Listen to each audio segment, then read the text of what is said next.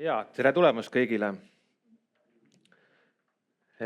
Jätkame siis oma traditsioonilise tunnise tehnoloogiasessiooniga, mis on sissejuhatuseks tegelikult homme terve päev kestvale sisukamale ja tehnoloogiasessiooni osale. Nagu siin juba esimestes päeva ettekannetes on olnud, et ARKIS-i näol on meil tegemist tervikliku IT-platvormiga, kus on erinevad tarkvarad, alates spetsialisti ARKIS Pro tarkvarast, portaali, äppide, veebikaartideni välja. Me siin tunni aja jooksul proovimegi näidata uuendusi, et teil oleks just nagu ideid, et võib-olla mida oma töö juures kasutusele võtta, et me kindlasti ei ole siin selline koolitusvorm, et päris saaks vaadata, et menüüde kaupa, et kus mida nagu teha, vaid pigem just, et selliseid uusi ideid terviklikult üle platvormi välja tuua. Versioonidest ka, et kohe-kohe on ilmumas meil uued versioonid ARKIS Enterprise'ile, mis on siis selline keskne portaali ja serveri tarkvara, on ilmumas 12.1 versioon ja ARKIS Pro'l on ilmumas maikuus 3.7 versioon. Ja see 12.1 versioon on siis Enterprise'i jaoks sellise pikema toega versioon, et kes eelkõige suuremates asutustes soovitan alati jälgida, et paigaldada neid pikema toega versioone, et kus need uuendusprotsessid võib-olla võtavad natuke rohkem aega. Alustan siis ARKIS Pro tarkvarast, et meil siin eelmises ettekandes oli ka juttu, et KIS andmed peaksid olema kergesti kättesaadavad ja lihtsasti kasutatavad, siis ARKIS Pro on mõeldud ikkagi KIS spetsialistidele, mis siis võimaldab väga funktsionaalselt toimetada oma andmetega, analüüse teha, andmeid hallata ja ongi eelkõige selline andmehalduse keskkond. Uuendustest on näha, et väga palju on lisandunud geotöötluse vahendeid või täiendatud neid vahendeid. Uuenduste juures arvestatakse kasutajate soovidega, et kui me homme ka vaatame Pro uuendusi detailsemalt, siis on just kasutajaliideses jällegi mitmeid uuendusi, kuidas tegevusi lihtsustada, et ei peaks nii palju klikke tegema. Ja ühe uuendusena on siin lisandumas ka AI assistent, mida täna näitan, mis on küll praegu beta vormis, ehk et kui me seal Pro keskkonnaski võib-olla natuke eksime ära nende geotöötlusvahendite ja funktsioonide alla, siis lihtsustab meil neid tegevusi, mida me soovime siis teha. Ja Enterprise'i osas, nagu ma ütlesin, on ilmumas 12.1 versioon. Jällegi on palju muudatusi administraatoritele, kes saavad portaale kohandada. Kuna meil turvalisus on väga oluline teema, siis on parendatud erinevaid jälgitavuse võimalusi, et me näeme, kes meil portaalis toimetavad, mida nad teevad, kogu selline logide haldus. Loomulikult uuenevad meil Experience Builder, webmapid, instant appid, mis on nii-öelda tavakasutaja rakendused. Ja Enterprise'i puhul tooks veel välja ka kaks sellist laiendust, et on siis Data Pipelines ja Velocity, mis siis 12 versioonis olid veel betana, aga siis 12.1 versioonis tulevad terviklahendusena välja.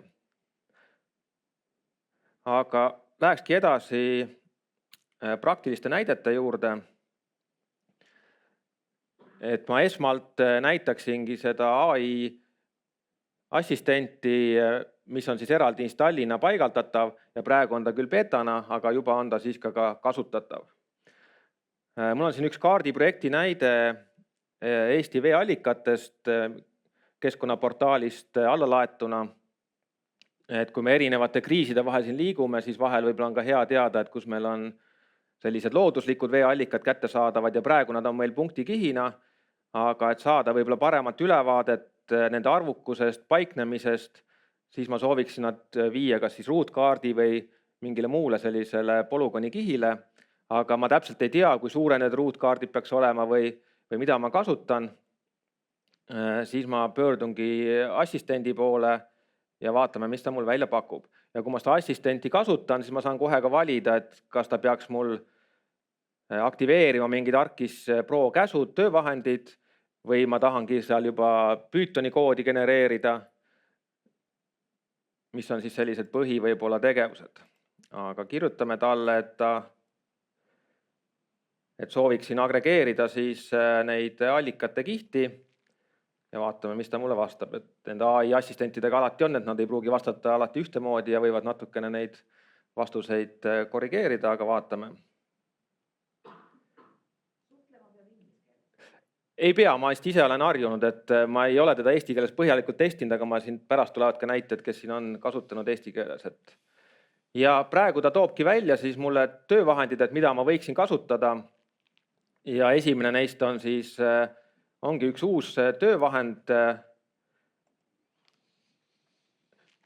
value at bin size, ehk et ongi, et kui ma allikate kihist näiteks üks heksagoni polügoonid tahan luua või ka siis ruutkaardi, siis ta nende allikate paiknemise ja arvukuse järgi ise leiab, mis need sobivad suurused oleksid. Et siin on, ta pakubki järgmine on kohe aggregate points tööriist, kus ma saaksin ise defineerida need ruudu suurused ja kõik muu sellise, aga just sellise esmase ülevaate ma saan selle tööriistaga. Ma ei hakka teda praegu käivitama. Ma olen selle tulemuse juba siin teostanud ja siis on näha sellised heksagonis stiilis siis näited, mis illustreerivad, et kui palju kuskil allikaid asub. Ja ma olen juba seda ka kohandanud, et seadnud mõõtkava piiranguid, et sellised vähema arvukusega polügoonid olen välja lülitanud, et oleks see esmavaade oleks just need, et kus on see arvukus suurem. Aga tahame näiteks edasi toimetada ja palume talle, et ta aktiveeriks ka sellel konkreetsel tulemkihil siis labelid. Ehk et saab ka AI-le anda siis käske, et ta ise juba tarkvaras midagi nagu toimetaks, mitte ainult ei annaks mulle infot. Ja nüüd ongi hea näide sellest, et ma soovisin, et ta labelid paneks mulle count välja järgi, aga ta ütlebki mulle, et sellist välja ei eksisteeri ja toob välja siis need väljad, mis sel kihil tegelikult eksisteerivad. Asendame selle count'i siis tegeliku väljaga ja saadame selle käsu uuesti. Et jällegi hea näide, et ma ei pidanud midagi tabeleid lahti võtma, vaid ma saan selle info kohe kätte, mis need tegelikud väljad ja tingimused on. Ja vaatame, ja nüüd ta juba aktiveeris need labelid siia ise nende arvukuse juurde ära. Et samamoodi võiks kaardi kujunduse, klassifitseerimise, kõige selle juures saaks kasutada, et me igapäevaselt võime ka chat-GPT-d kasutada, aga seal ma pean nagu kopeerima tarkvarade vahel, et siin ma saangi juba anda tegelikult otse käsud nagu tarkvarale endale. Ja üks kiire teine näide siis AI assistendi kohta, et ma olen alla laadinud ka Tallinna aluskaardi avaandmed ja praegu mul on siin lisatud hoonete kiht, aga tegelikult see andmebaas sisaldab väga erinevaid kihtisid ja ma tahangi saada siis sellist ülevaadet. Ja nüüd ma palusin, et AI siis looks mulle skripti, kus on siis need kihid loetletud, kihtis olevad objektide arvud ja veel mõned täiendavad infod. Ma olen lisanud selle juba siis Python notebooki ja ma kohe käivitan ka ta. Ja siis on näha, et ta tabeli kujul mul iseloomustab ära, millised kihid, mis geomeetria tüübiga, kui palju on objekte, kas ruumi indeks on olemas. Et jällegi siin ei ole midagi keerulist, aga kui ma ise hakkaksin seda koodi kirjutama, see võtab mul aega, ma ei tea neid võib-olla Pythoni käske, et lihtsalt sellise abivahendiga väga mugav iga tavakasutajal ka, et ei pea jällegi mingit statistikat kuskilt otsima. Läheme edasi järgmise näite juurde, et ma olen siin Jõhvi piirkonna teede näide. Et ma tahtsin näidata, et see on juba kõik teavad, et me saame ju oma andmeid jagada teenusteks, me töötamegi teenuste põhiselt, aga võib-olla üks nüanss, mida ei ole väga varem nagu räägitud, on see, et kui me andmeid sisestame, siis ArcGIS Pros ja ka muudes tarkvara komponentides käib see sisestamine siis mallide põhiselt ja need mallid, mida me ArcGIS Pro veebikaardil kasutame, me tegelikult saame jagada ka pärast portaali ja sünkroniseerida, et meil oleks nagu ühtne selline sisestusmallide loogika. Ja need mallid võivad olla ka keerukamad, sellised grupimallid, et mul on tehtud siin näide, et ma tahaksin sisestada näiteks teede andmeid, aga kui ma teede andmeid sisestan, siis võtame korra selle malliga lahti, et siis automaatselt genereeritakse ka selle teelõigu osas nii-öelda piiranguala puhver, et ma ei pea seda pärast käsitsi genereerima või looma, Ja loomulikult neid kõiki malle saab ka atribuudi reeglitega veel täiendada, et oleks seda funktsionaalsust rohkem. Ma lihtsalt lisan siin, loomulikult on see olemasolev tee, aga praegu imiteerime, et siin ei olnud ja lisame ühe uue lõigu. Ja siis on näha, et kui andmed luuakse,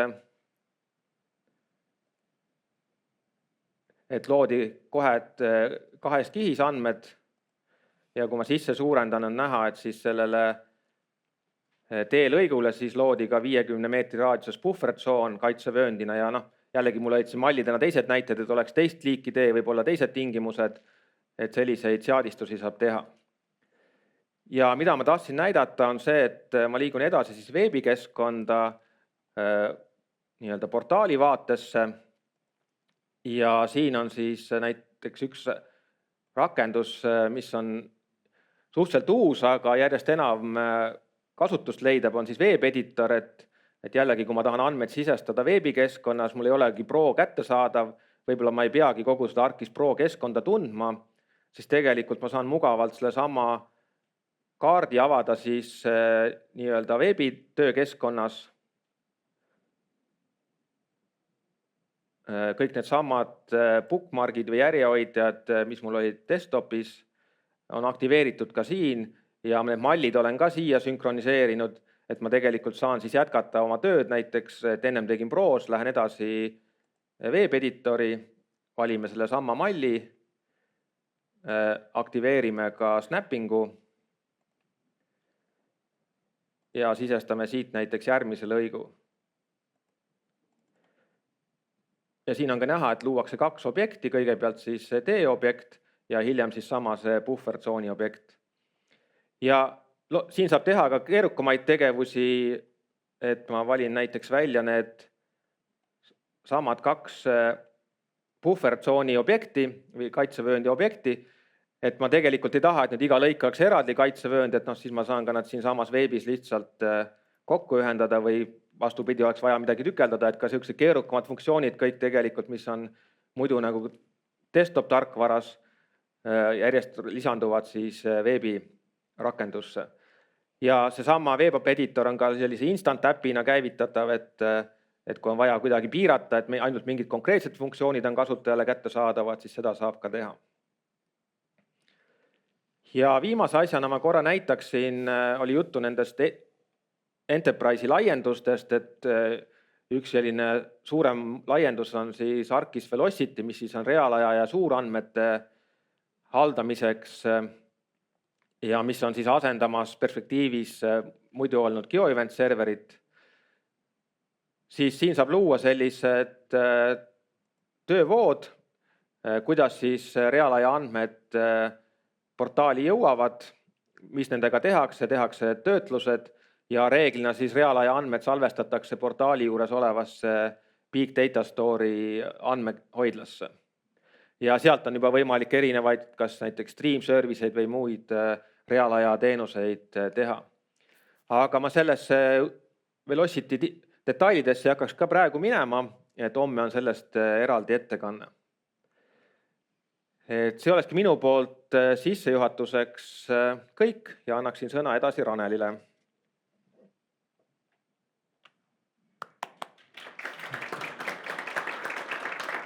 Tere päevast ja jätkame teemade loetelu juba ArcGIS Online'i radadel.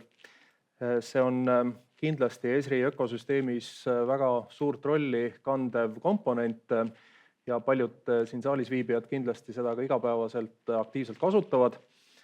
Mõeldud just selleks, et ühelt poolt andmeid mugavalt kasutada, enda sisu sinna üles laadida, teha erinevaid analüüse, et kaasata erinevaid sihtrühmasid, huvigruppe, kogukondi selleks, et vajalikku teavet kaardistada. Ja väga hea omadus on tal loomulikult ka see, et lisaks kümnetele teistele keeltele on ta otsast lõpuni, kui siin ennem oli küsimus keelevalikute koha pealt, et siis ArcGIS Online on ka täiesti eestikeelses keskkonnas kasutatav ja see võimalus on täiesti olemas. Tänases plenaarsessioonis toon ma natukene juba neid näiteid ühelt poolt ise välja, aga ma loodan väga ka enda headele kolleegidele, kes tegelikult katavad neid online'iga seotud spetsiifikaid oma sisulistes ettekannetes veel juurde ja ka homme tegelikult tehnilises osas on juba veelgi konkreetsemad alajaotused, kus te saate nendest osa. Liigume aga kõigepealt esimese reaalse näite juurde, seda võiks nimetada koondnimetusega Tallinn ehitab iga päev ja see piirkond, kes vähegi on sinna kanti nüüd viimasel ajal sattunud, märkab, et taaskord on suur hulk liiklusmärke pandud ette. Pea iga päev me televisioonist ja raadiost kuuleme seda, et ärge sõitke sealt kaudu läbi, et otsige omale mõni muu trajektoor. See selleks, aga kõikvõimaliku sellise ehitustegevusega kaasneb ka rida ruumiandmeid, mis on selle piirkonnaga seotud ühelt poolt juba planeerimisfaasis ja nii edasi, kust jooksevad infrarajatised, kuhu planeeritakse uusi elamuid. Ja ma toon välja nüüd mõned täiendused, mida ka siin veebiakna või MapVieweri akna juures senises saate mugavamalt teha, on ka just selline info näitlikustamine. Et kui me näeme siin praegu neid välkuvaid hooneid, siis nad välguvad tänu sellele, et siin on kasutatud nüüd ühte täiendavat funktsionaalsust. Kui vaadata selle kihi atribuuditabelit, et siin all nüüd otseselt on küll näha see lisamise kuupäev, aga näiteks, et mis hetkel algavad seal kas ehitustööd või millal see valmis saab, mis on üks etapp või teine etapp, siin me näeme lihtsalt seda kontuuri rajamise kuupäeva, siis me saamegi tegelikult kõiki neid jaotusi ühelt poolt need samad ehitusetapid liigendada eraldi gruppidesse ja vaadelda neid gruppe ka lisaks sellele, et anda siin näiteks igale konkreetsele kihile külge ka selline ajapõhine nähtavus või need nähtavusvahemikud. See tähendab seda, et isegi kui meil ei ole nüüd väga täpselt formuleeritud ehituse algusega lõpp, siis see annab lihtsalt valmiduse määrata, et näiteks mis on see esimene algusfaas ja millal, kui on teada, et need 5 esimest kortermaja peaksid seal valmis saama selle aasta esimese poolaasta sees, et siis on siin pandud paika, et pärast jaanipäeva, 30. juuni, kella 5 õhtul võib hakata võtmeid jagama piltlikult öeldes. Ja see siis tähendabki seda, et ka kõigile nendele teistele andmetele, mida me siin näeme, saab seda infot peale kanda, et siis tekibki siia selline eraldiseisev jaotus, kus me saame siin ajaliuguris seada ära, millise perioodi alusel me seda infot jälgime ja saamegi kasutada ka sellist, ütleme, kihirullikut. Et kui me liigume natuke siin edasi, zoomime ennast natuke peale, et siin juba muistöid juba läks paar päeva tagasi juba aktiivselt töösse. Kui me rullime veel natuke edasi, siis 1. juunist need staatilised kaardid, mida ka täna hommikul televisioonis minu meelest uuesti taaskord näidati, nendel saaks anda sükest nagu sädet või elavust juurde. Et on siis kohe selgesti näha, et kust kohast algab, kust lõpeb ja siin liuguri peal, kas või ka näiteks kodaniku vaatest oleks väga lihtne ja mugav siis nagu näha seda, et kuidas ühistransport ajas peab kolima ühelt poolt võib-olla teisele poole peale ja nii edasi. Ja saame siis neid andmeid sujuvalt mugavamalt vaadata. Lähme ja vaatame natukene seda temaatikat ka pisut teise nurga alt. See, et ruumiandmed ei pea olema ja ei olegi kitsalt seotud mõne konkreetse kas tarkvaratoote või ka näiteks Arcgis Online keskkonnaga, vaatamata sellele, et ta võib-olla on ka ju võrdlemisi populaarne ülemaailmselt. Excelit, Teamsi, SharePointi kasutame me vähemalt ilmselt sama palju kui kaarditarkvara, kui mitte rohkemgi. Ja selliste nii-öelda lihtsamate tööde jaoks või ka lihtsama sihtgrupiga kasutajate jaoks on see Excel just üks selline koht, kus on võimalus juurde lisada ka selline Arcgisi komponent, Arcgis for Excel. Ja siin on siis näha, et ta liidestub ka ütleme siis teiste toodetega, Esri toodetega. Meil on võimalik siin all lisada, otsida neid andmeid nii teenuste alusel, mis on juba meil endal loodud. Me saame otsida neid andmeid Living Atlas portaalist, online andmetest ja nii edasi. Ja proovikski mõningaid liigutusi siin teha, et ma kõigepealt panen siia üks otsingusõna, hipodroomi elamud. Et tegemist on selle sama kihiga, mida te just hetk tagasi nägite nii-öelda sellises statsionaarses kaardiaknas, Aga nüüd, et natukene seda pilti ilmestada, et võib-olla tuua juurde ka näiteks seda tarkust, mis on juba Excelis mõnes tabelis olemas. Me näeme siin, et on aadressiandmed, 5 erinevat aadressiandmete rida. Et kuidas nüüd saada seda infot ka nagu kaardi peale, et praegu need aknad justkui on küll ühes vaates koos, aga nad ei satu veel ühele kaardile kokku. Selleks võib kaasata ka Exceli keskkonnas tehisaru ja paluda tal, et teisenda, otsi kõik need aadressid, mille sa siit töölehelt leiad ja teisendad nad nüüd geograafilisteks koordinaatideks. Ja siis vaatame, et ta nüüd natukene mõtiskleb selle üle ja ei ole ka olnud väga vahet, pean tunnistama, et kas nüüd kirjeldada teda eesti keeles, inglise keeles, praegu ma kirjeldasin seda eesti keeles, nüüd ta siin tasapisi seda otsib, las ta otsib natukene, et ma saan vahepeal juba siin Exceli all neid asju edasi teha.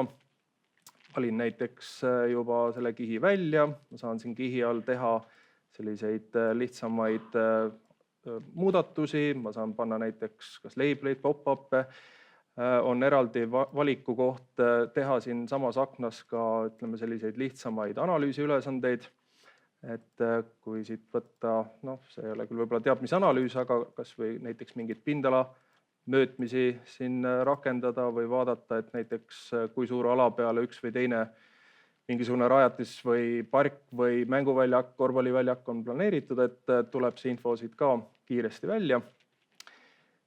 Nii et vaatame, kui kaugel ta meil siin on.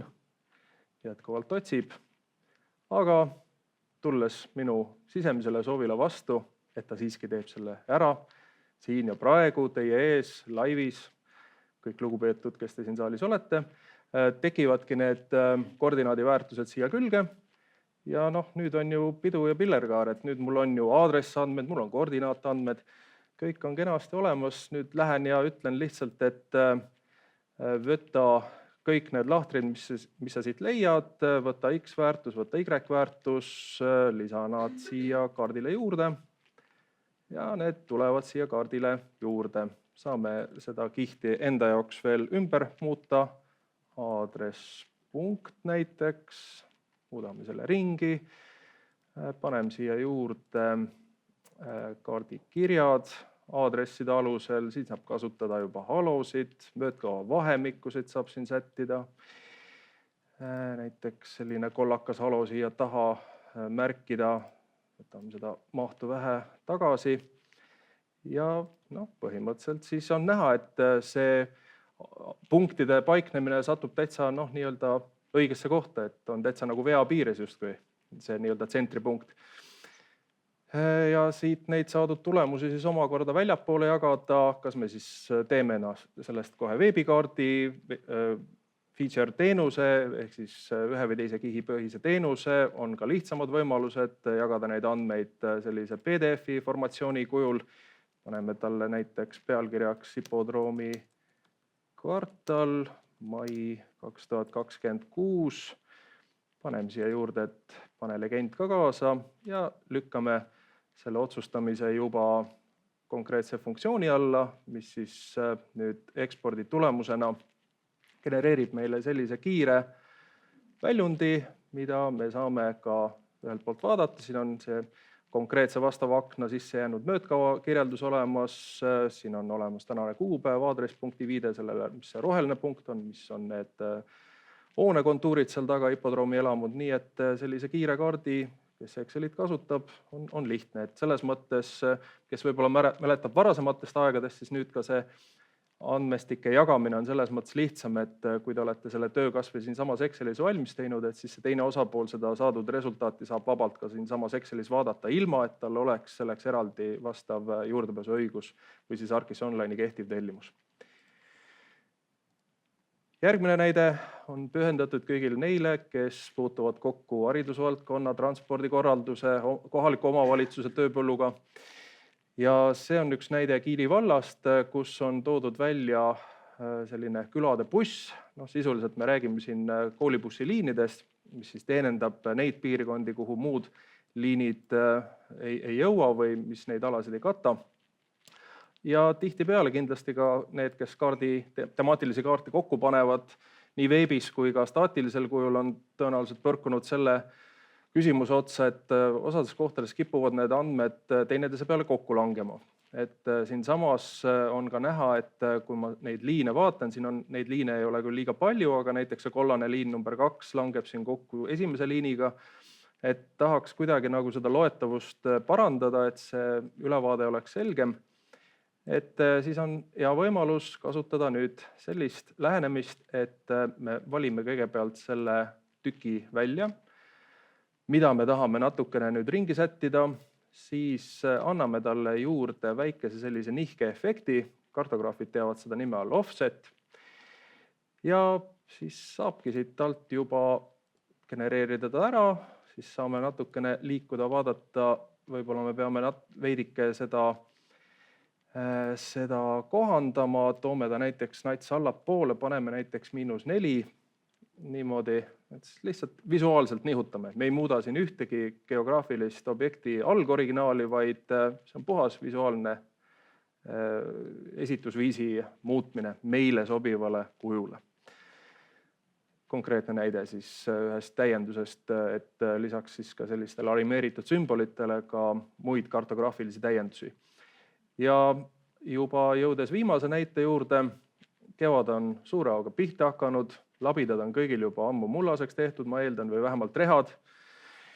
Ja paljud kibelevad kindlasti lävematult juba maakohtadesse, aiamaadele ja kasvuhoonetesse nii edasi, aga nagu siin eelmise aasta lõpp näitas, et siis me näeme ka neid signaale, et nagu ka teistes eluvaldkondades, et igal juhul on kasulik, kui sul on selle kohta ka garanteeritult olemas mingi paber, et kui sa soovid seda taotleda kas näiteks omavalitsuse kaudu, et sinna midagi siis nagu rajada või teha, et see ei tuleks ühel hetkel üllatusena, et riik ütleb, et aga tegelikult sõbrake, see ei olegi teie korteriühistu all olev nii-öelda plats, vaid siin tuleb kas teha paberit korda või teha mingi kokkulepe.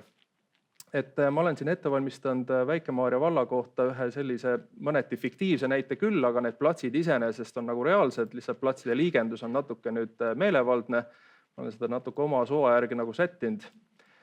Et mulle väga meeldivad sellised aiamaad, kus on ilu ja seda ilu võiks olla veel ja veel ja veel. Et muidu on lihtsalt siuksed majad ja rehakuurid, aga see on ju iluaed ja neid tegijaid tuleb kanda kätel.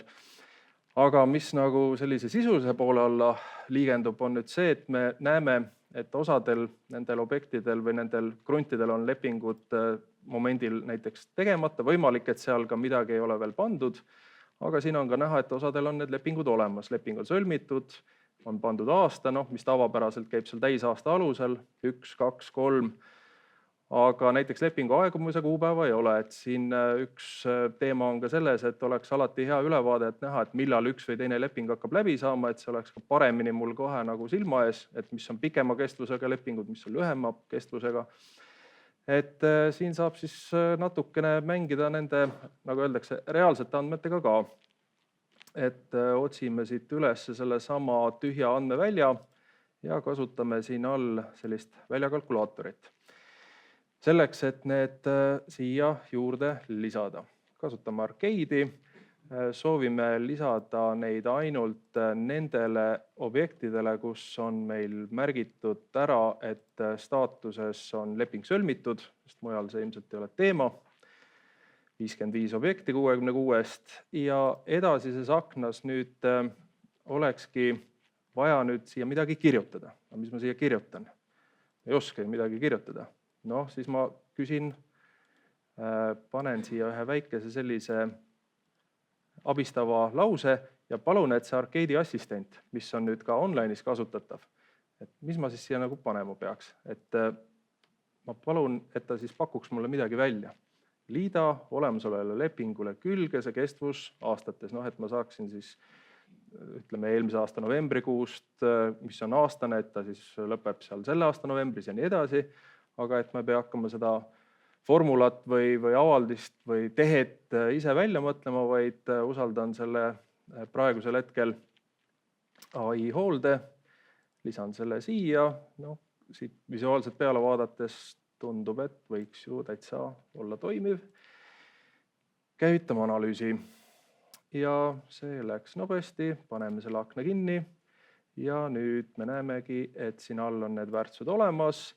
Nende väärtuste puhul veel omakorda, siin võtan veel ühe eeldefineeritud ühe kirjelduse juurde, et kuidas neid andmeid veelgi paremini illustreerida.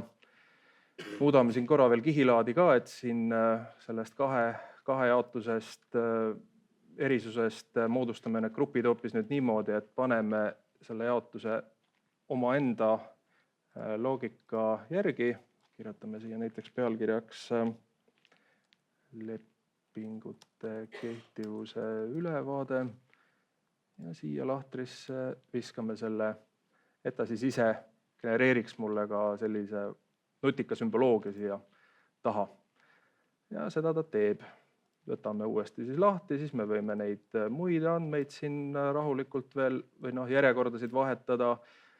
Saame kasutada sümboloogia, täiendusi, kui see esimene võime siis neid palette siin ka ümber vahetada, et näiteks mis puudub on näiteks punase värviga, need, mida pikem periood, seda tumedam toon tal on ja nii edasi, nii edasi. Ja siis kõiki neid tehtud tegevusi, et ka jagada välja kas kodanikele või majasiseselt kellelegi, saame siin luua väga erinevat tüüpi rakendusi. 10 erinevaid valmis malle on siin juba olemas, nende hulgas üks võib-olla ka alustajatele üks lihtsamaid ja intuitiivsemaid võiks olla kaardilugude tegemine ehk Story Maps. Ja kui siit alt käivitada see Story Mapsi aplikatsioon, siis meile tehakse see moduleerimise või nii-öelda konfigureerimise aken lahti. Aja kokkuhoiu mõttes ma olen siin juba selle ühe uue kujundusviisi või templiidi võtnud juba appi, mis ongi just suunatud sellistele mobiilsetes seadmetes ja nutiseadmetes spetsiaalseks kasutuseks. Selline nii-öelda freimide või nii-öelda Story Mapsi formaat, kus me saame anda tiitellehe, saame siin lisada erinevad slaidid, ülevaateslaid ja siis juba ka näiteks detailslaidid, et mis on siis näiteks need vakantsed kohad, kuhu neid aiamaid on võimalik valla käest küsida, näiteks korterelamute tagune ala. Me saame selle platsi teha suuremaks või tähendab laiemaks teha, me saame kasutada kõiki neid samu pop-up'e, hüpikaknaid, mis siin sees on. Nii et see annab kindlasti ka sellistele lihtsama taseme kasutajatele kergema juurdepääsu ja mugavama arusaamise sellest, mis meie ümber toimub. Ja ma tänan teid enda poolt, ma praegu tõmban joone alla, annan sõnaäärja üle kolleeg Ivole ja soovin teile siit poolt kena ürituse jätku. Aitäh teile!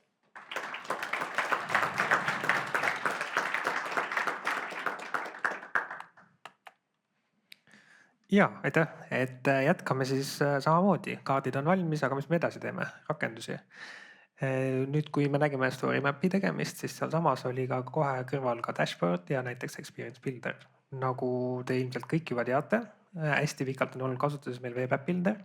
See on niivõrd populaarne olnud, et selle pensionile saatmist on isegi pikendatud. Et saate veel lisaaega oma rakenduste ümber tegemiseks. Ja siin on üks siis näitaja, kuidas ka Experience Builder täiendavalt areneb. Tänaseks on siis juurde tulnud selliseid vidinaid, mis võimaldavad kasutajatel palju mugavamalt oma sisu muuta ja luua. Võtame siin ühe niisuguse fiktiivse näite, et näiteks maakler peaks vaatama üle, millised hooned on neil siis täna müügis või siis tulevad müüki. Ja siin on meil võetud aluseks siis ETAC-andmestik hooned ja nende pealt siis on tehtud, millised lepingud on neil olemas ja mis võiks tulla. Mõned vidinad on siia pandud, nagu editor, vidin, mis siis on siis muutmiseks mõeldud, tabelvaade kõigist andmetest. Ja muudetav kiht on siin ainult siis hetkel seesama lepingute nii-öelda siis kinnisvaratoimingute kiht. Selle sama kihi pealt me saame kõiki neid hüpikaknaid avada, kus on objekti infot juures, seotud kirjeid, näiteks siin on näha, et on kuulutusi tehtud, KV-portaali näiteks, või siis on lisaks veel kuulutust tehtud ka oma kodulehele. Olemasolevaid andmeid saab ka eksportida, kui on vaja kellegiga jagada. Eksportimisele on juurde tulnud nii FileGeo andmebaasi kui ka KML ja Shapefile formaate, mida varasemalt Experience Builderis ei olnud. Kui näiteks maakler on leidnud endale uue potentsiaalse kliendi ja soovib hakata sisestama siis uut kinnisvaratoimingut, siis ta saab seda teha olemasoleva objekti pealt. Siin me näeme, et see on kõrval või siis tootmishoone ja sellesama hoone ta ei saa ise muuta, kuid ta saab selle hõlpsasti kopeerida ja kleepida oma siis mustandi kihti ja siis sellega siis teostada edasi toiminguid.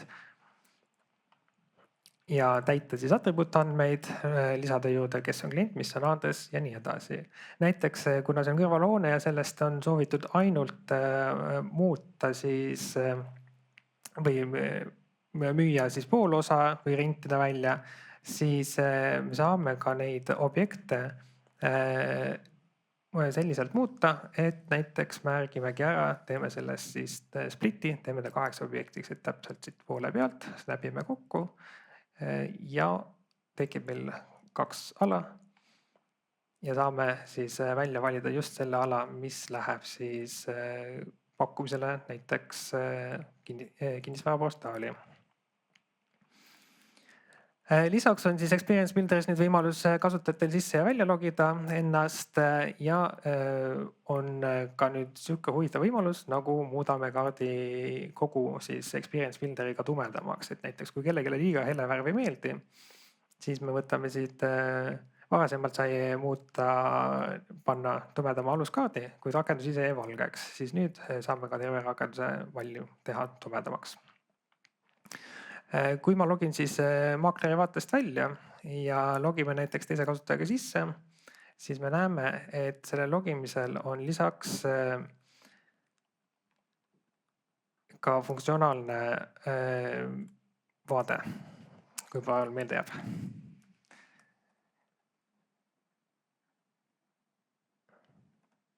No nii. Kiisu, Miisu, 1, 2, 3. Noh, näed, õige. Nii, ja siis nagu me nägimegi, et eelmine kord siis meil oli ainult 2 vaadet, esileht ja juhendid ja nüüd, kui ma lugesin siis teise kasutajaga sisse, siis tuli välja meile turuülevaate näiteks, et me saame avada ja vaadata, et milline siis seisukord meil siis tegelikult üldiselt nagu välja näeb. Et see on seesama siis Experience Builder, millesse on manustatud dashboard meil. Nii, aga kuidas siis seda seadistada, siis vaatame ka põgusalt kiiresti üle, et need vidinaseaded. Nagu me näeme, siis lehtede alt me saame määrata, milline leht on meil piiratud nähtavusega. Seda me siis teeme läbi seadete, privaatsus ja turvalisus ning siin me olemegi juba ära märkinud, millised lehed on meil piiratud nähtavusega ja millised mitte. Nähtavust saab piirata nii rollide kui ka näiteks gruppidega, et turuülevate grupis olevad inimesed näevadki, kes on siis õigustega lehte näha. Siis lisaks sellele on oluliselt täiendatud teema kujundamist, et paljudel asutustel on omal olemas siis oma stiilipäevik või siis CVI, kus on ära kirjeldatud kindlad värvid ja tüpograafia, et nüüd on seda valikut laiendatud. Te saate oma värvid kõik ette seadistada ja samuti ka lisada täiendavaid fonte, nagu näiteks Google Fontsidest. Et lisamegi siin ühe näidisfondi, et võtamegi selle sama Robota fondi ja me saame panna selle nii pealkirjadele kui ka tekstidele. Siis küsitud on ka seda minult aeg-ajalt, et kas saaks kuidagi neid pisikesi kaardivideoid siis ümber tõsta. Saan rõõmuga teavitada, et tõepoolest nüüd saab neid paigutada. Et on olemas ka täitsa kohandatud vaade selle jaoks ja sa saad võtta selle vidina ja tõsta kõik ühte kohta näiteks kokku. Ja siis see võimaldab siis kompaktsemalt ja endale mugavalt kõiki vidinaid seadistada. Nii, aga vaatame siis kiirelt võib-olla veel selle osa ka üle, et kui ma siin enne näitasin, et lehtedele saab ligipääsu määrata nii gruppide kui siis kasutaja rollide järgi, siis kui me lähme siia gruppide alla, olen siis loonud endale turuülevaate grupi ja ma olen liikmeks kutsunud enda organisatsiooni välise kasutaja, et siin on näha, et kes on minu organisatsioonist ja kes on muu. Ehk siis, kui teil on koostööpartnerid teistest ARKis organisatsioonidest ja teil on grupp seadistatud mis tahes organisatsiooni liikmete jaoks, siis te saate kutsuda neid ka liituma sinna ja jagama oma siis privaatseid andmeid. Nagu siis näidatud, et privaatseteks andmeteks oli meil dashboard ja dashboardi eesmärk on siis kuvada andmestik ühtse ülevaatava pilguga. Seda on, seda on suhteliselt mugav ja lihtne teha, siin on modulaarne, vajutad plussi peale, näiteks tahame lisaindikaatorid, et palju meil on siis hetkel müügis olevaid objekte või tegelikult müügi lõpetanud.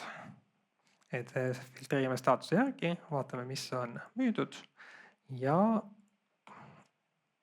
salvestame ära. Teeme refresh'i ka igaks juhuks.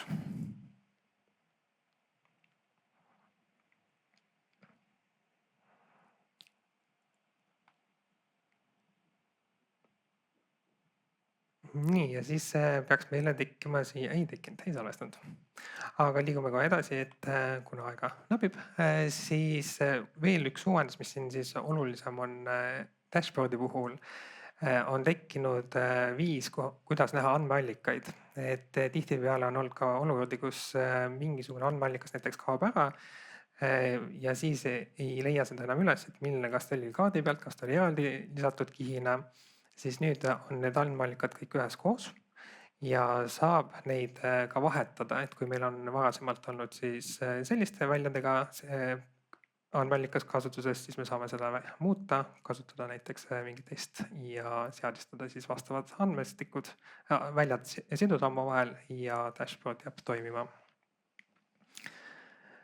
Ja andmestike, andmeallikate jälgimine on päris suur küsimus, et tihtipeale oma nagu igapäevatöös, kus kliendid helistavad, et mul on mingisugune rakendus ja mul on seal mingisugused andmed, ma olen selle kas siis paranduseks saanud või kunagi varem võib-olla tehtud, pole nii hea dokumentatsioon olnud. Et kuidas ma leian nüüd kõik seotud andmed. Siis hea uuendusena, nagu siin korraga juba näidati, on Notebooks siis võimalik kasutada ARKis Python API-t. Ja Python APIs on niisugune täiendus nagu seosgraafid andmetele. Kui me käivitame selle lühikese skripti, mis on siin 20 umbes rida, siis päritakse minu ette näidatud andmestiku või siis antud juhul siis story map'i kõiki seotud andmeid, et mis ma olen sinna lisanud, kas on mingid veemapid, kas on mingisugused küsitlusvormid või mis iganes. Et need siis Pythoni poolt kogutakse kokku, ise ei pea jälgima seda ja kui see on tehtud, siis me saame seda ühtselt välja kuvada graafina näiteks. Et seda kõike saab teha ka üle portaali, mida rohkem on üksusi, et seda kauem ta seda teeb. Et tasub natuke aega varuda, aga kui see korda saab, siis me saame sellega kohe visuaalselt esile kutsuda. Et siin me näemegi, et praegult on siin leitud ka üks üksus, mis on lisatud story map'ile, kuid see on kas kustunud või sellega on midagi juhtunud. Ja siis kiirelt visualiseerides me näemegi ära selle graafi, kus on meil peamiseks märgiks story map, kuhu on lisatud siis omakorda webmap, kus on omakorda siis feature service'id. Ja niimoodi on kõik üksused välja toodud, ka näiteks server 123 vorm ja siis seesama katkine teenus on ka näha, et õnneks ainult üks katkine teenus. Ja kui me vaatame seda story map'i kiirelt, logime sisse taaskord, KIS 123 ja siis me näemegi, et sama küsitlusvorm map ja siis meie õnnetu katkine sisuüksus. Ja need siis on võimalused, kuidas siduda omavahel kaardid, andmed ja rakendused ning juhul, kui on tarvis, siis ka tuvastada nende vahelised tõrkeid.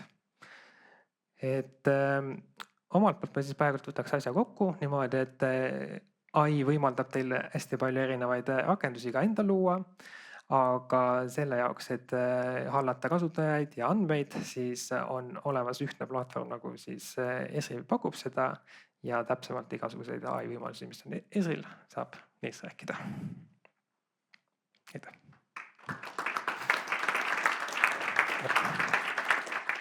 Aitäh Ivule.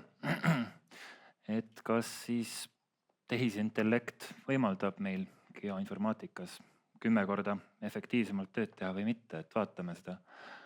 Aga laiemas plaanis võime öelda, et tehisintellekt AI geoinformaatikas jaguneb 3-ks.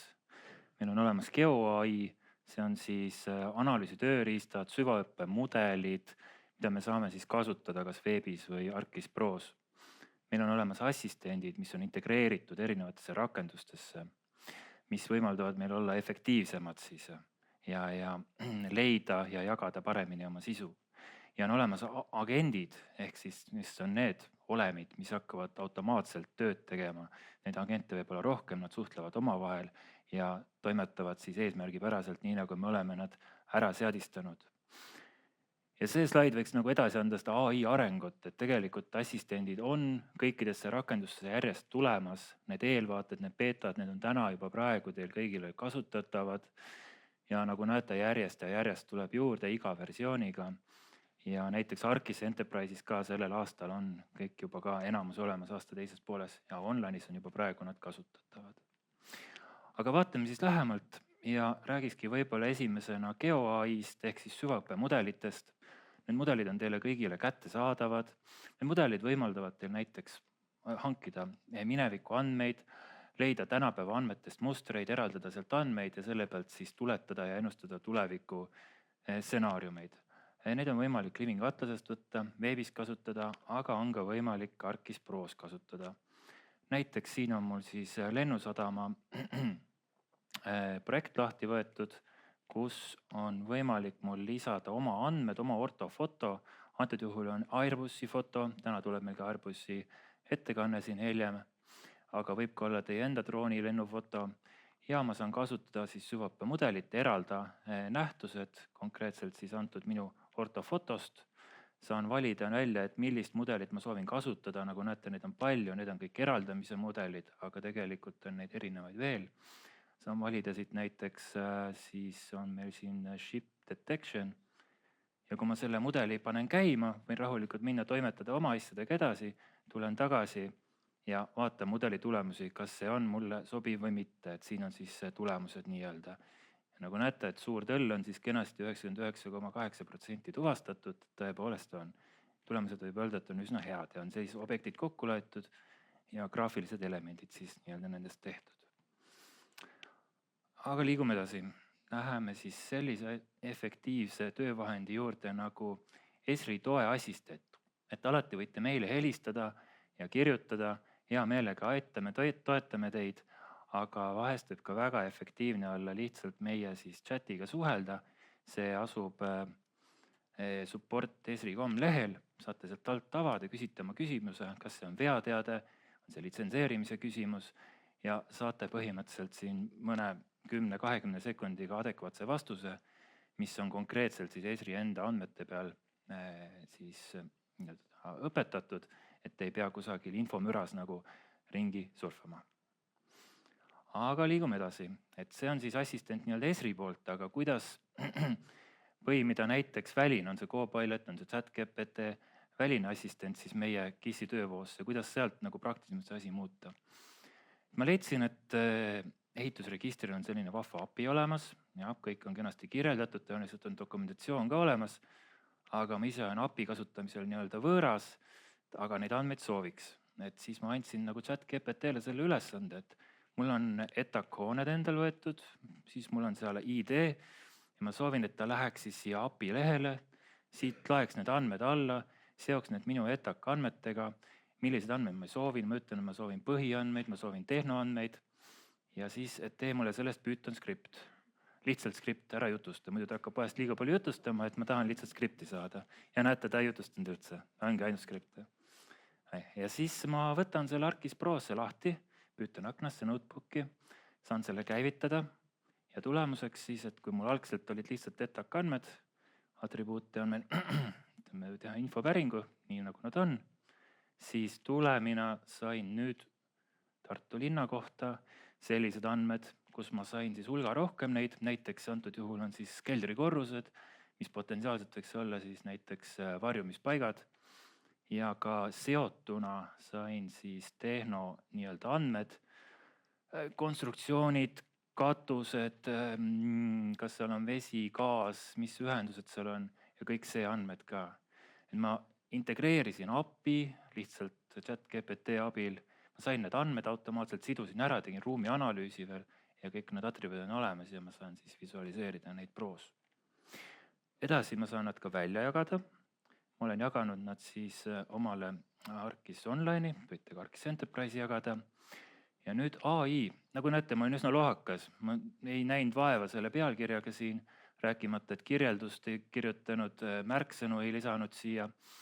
Et selline sisu ei vääriks nagu seal üleval olemist. Kui ei ole metainfot, siis ta ei ole teistele kasutatav. Siis nüüd on võimalik AI-d kasutada selle metainfo eelgenereerimiseks nii-öelda. Ta soovitaks, milline see võiks olla. Selle info võtab ta põhimõtteliselt andmemudeli pealt, ta vaatab, millised väljad mul seal on, olenemataks eesti keeles või inglise keeles, üritab konteksti luua ja siis paneb mulle sinna pealkirja, täidab ära siis detailse kirjelduse, märksõnad ja kõik muu sellise, mida ma saaks siis ise, nagu näete väga kenasti, kõik on täislausetega, ilusti, eesti keel on üsna hea siin, peab nentima, mida ma saan nüüd ise siis redigeerida vastavalt oma soovile.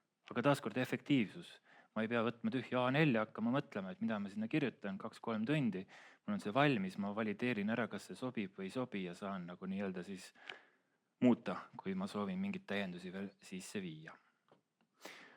Edasi liigume, et Survey 123 on siis selline rakendus, kus teil on võimalik luua vorme, andmete kogumise vorme.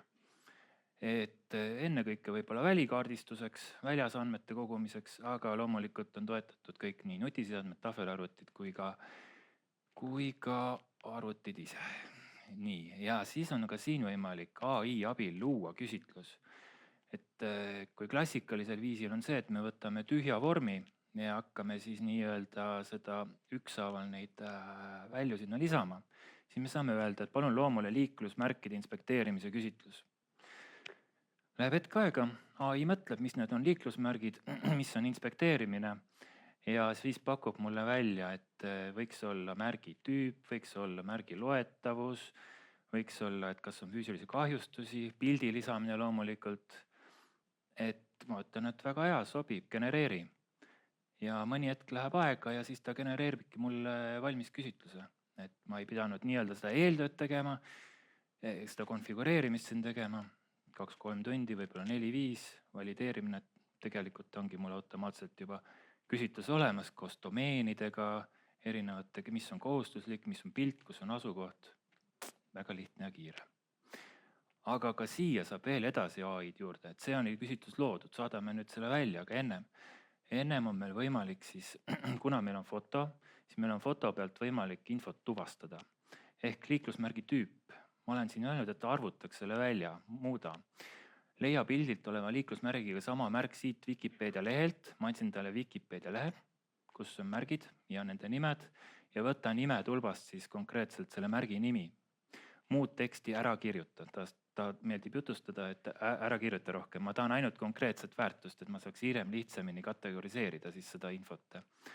Aga et taid mitte piirata, siis järgmisele väljale ütlesin, et hinda liiklusmärgi seisukorda 2-3 lausega, et seal saab siis jutustada. Ja samuti ka siis domeeni valikud, et ta hindaks ära, kas on hea halb seisukord, kas on nähtav või mitte. Ja kui ma olen see küsitluse välja saatnud, mul on see vorm siin ees, saame pildi valida, antud juhul on selline pilt, mille me ette anname, natuke õnnetusseisukorras üks märk seal ja vaatame siis, mida ta selle pealt ära tuvastab. Loeme sisse. Pildi analüüsimine on ja tõepoolest näete, möödasõit takistuselt parem poolt. Märke on kenasti tuvastatud, lühidalt ja samas, kus me lubasime ta rääkida, see on öelnud, et on tugevalt viltu, post on kahjustatud, märgi nähtavus ja funktsionaalsus on oluliselt halvenenud. Halvas seisukorras? Ei. Et siin tuleb siis mängus lõputu efektiivsus juba. Mina lihtsalt lähen teen pilte, AI hindab, kategoriseerib kõik selle ära ja välitööl ei pea nii-öelda seal midagi kirjutama ja toksima, et kõik see info on juba absoluutselt olemas, mida saab siis hiljem valideerida kontoris. Aitäh, minu poolt praegu kõik.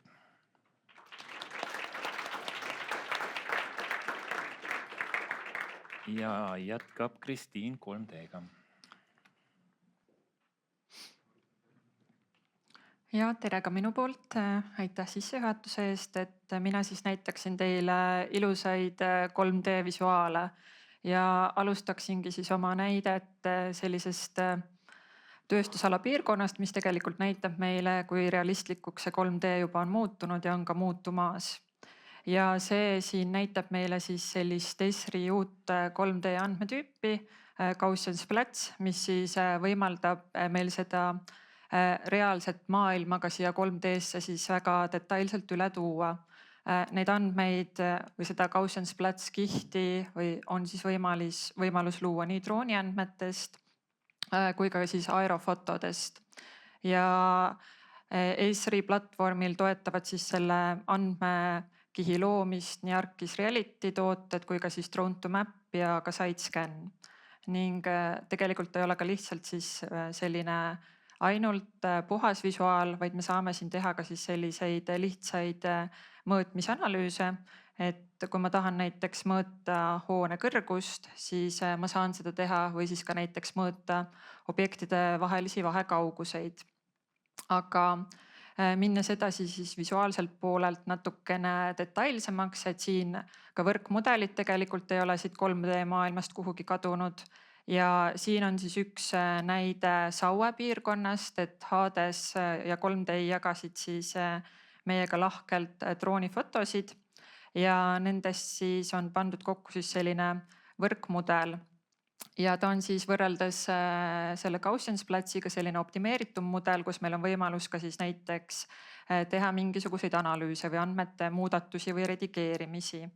Ja oletamegi, et kui mul on see selline üldine visuaal või keskkond olemas ja ma tahan näha, et kuidas siin mingisugused muudatused siis välja nägema hakkavad, siis üks selline uuendus, mida ma saan teha, igaks juhuks siis mainin ka, et ma olen hetkel siis ArcGIS Online'i keskkonnas Zeenivaaturis.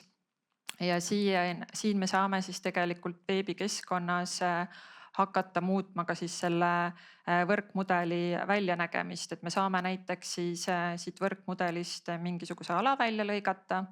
Et nägin, et siin piirkonnast just ka see Mapri ehitus tegutseb ja võib-olla tahaksin siis siia piirkonda lisada või planeerida siis sellise uue hoonestuse.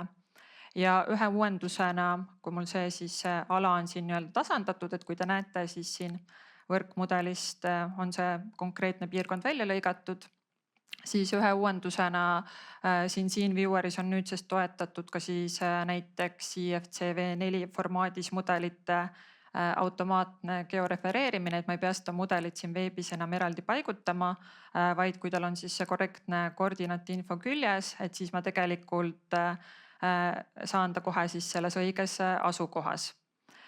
Nüüd veel üks uuendus, mis siia Zeenivaatturisse on lisandunud, on siis selline fookusalade loomine, et oletame, et ma tahan siis seda piirkonda või seda hoonet, mis ma just siia lisasin, kuidagi veel eriti esile tõsta, siis tegelikult siin saab ka natukene nende värvidega mängida.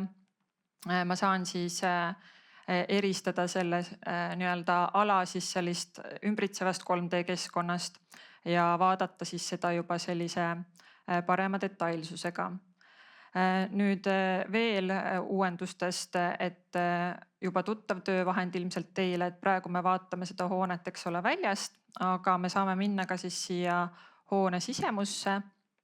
Ja kui ma seda vaadet siin natukene siis sätin ja kohandan, siis üks uuendus, mis nüüd siin Zeenivaaturis on siis see, et mul on võimalus sellest väljalõikest salvestada siis ka selline slaidivaade ja ta jäädvustab siis selle hoone sisemuse täpselt sellise lõike, nagu ma ta siit välja lõikasin ka sinna slaidivaaturisse. Ja oletame, et ma olengi nüüd siis selle keskkonna või selle nii-öelda need slaidid valmis kujundanud ja tahaksin jagada välja siis seda sellises esitlusvaates, et siis tegelikult nüüd on võimalus ka siin kiirelt kasutada sellist esitlusvaate režiimi. Ja kui ma selle siis välja jagan, siis tegelikult me saame sellise ilusa puhta visuaali, kus ma saan siis kajastada kõiki neid olukordi, väljavõtteid, hoonevaateid ja nii edasi sellises 3D esitlusversioonis.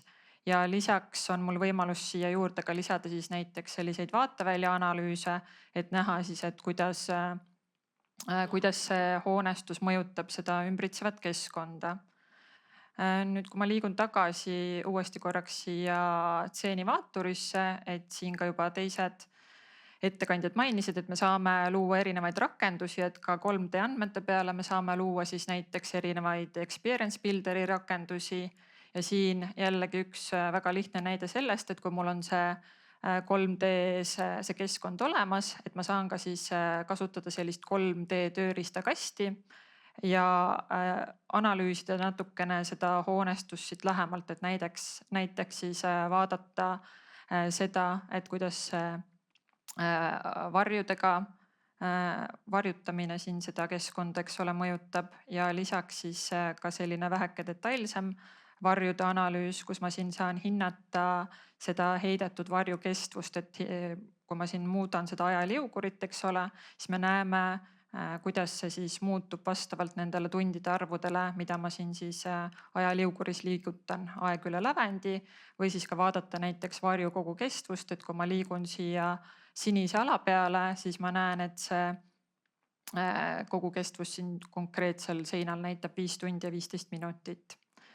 Ja see on siis nii-öelda selline lokaalne vaade, aga me saame minna ka siis sellisele laiema vaate peale ja hinnata ka siis mingite tegurite mõju, et üks uuendus jällegi on siis tulnud siin andmete visualiseerimise poolel see, et me saame kasutada siis sellist flow renderer meetodit või esitlusviisi, kus me siis saame tegelikult ArcGIS Pros modelleerida näiteks üleujutuste andmeid ja tuua siis modelleering üle siia veebitseeni 3D keskkonda ja lisaks sellele, et me saame siis nii-öelda vaadata ajas, et kuidas see üleujutus toimub, me saame ka näha siis seda nii-öelda voolu liikumise suunda ja seeläbi siis ka juba võib-olla natukene detailsemalt planeerida mingeid otsuseid, mida ja kuidas me tegema peaks.